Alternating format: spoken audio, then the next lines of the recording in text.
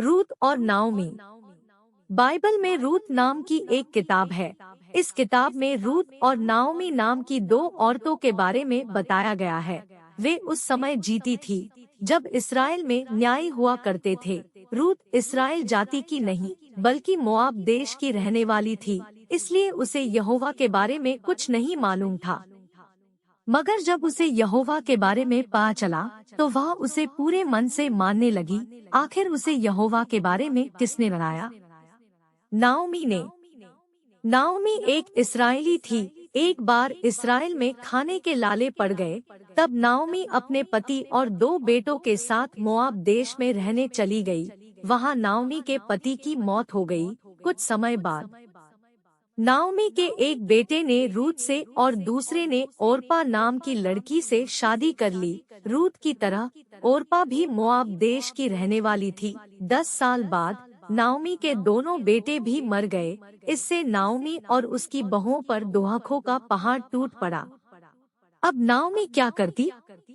एक दिन नाओमी ने सोचा कि वह अपने घर, अपने लोगों के पास लौट जाएगी। इस्राएल देश वहां से बहुत दूर था। रूत और ओरपा उसे अकेला नहीं छोड़ना चाहती थी, इसलिए वे भी उसके साथ चल दी। थोड़ी दूर जाने पर नाओमी ने अपनी बहुओं से कहा, जाओ, तुम दोनों अपनी अपनी माँ के घर वापस चली जाओ।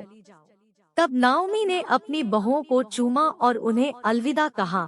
इस पर उसकी बहुएं फूट फूट कर रोने लगी। वे नाओमी से बहुत प्यार करती थी।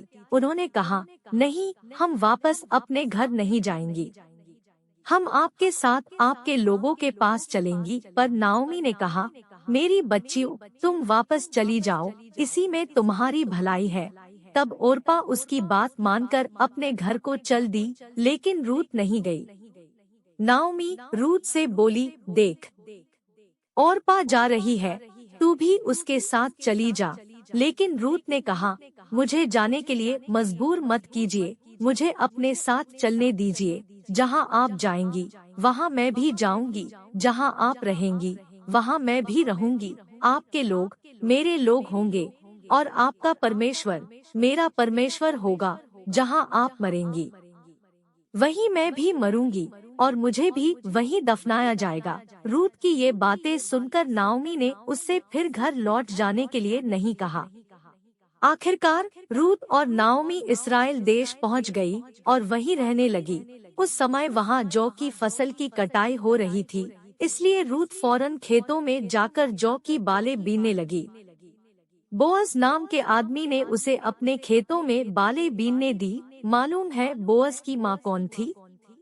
राहाब, जो यरीहो शहर की थी। एक दिन बोअज ने रूत से कहा, मैं तुम्हारे बारे में सब कुछ जानता हूँ।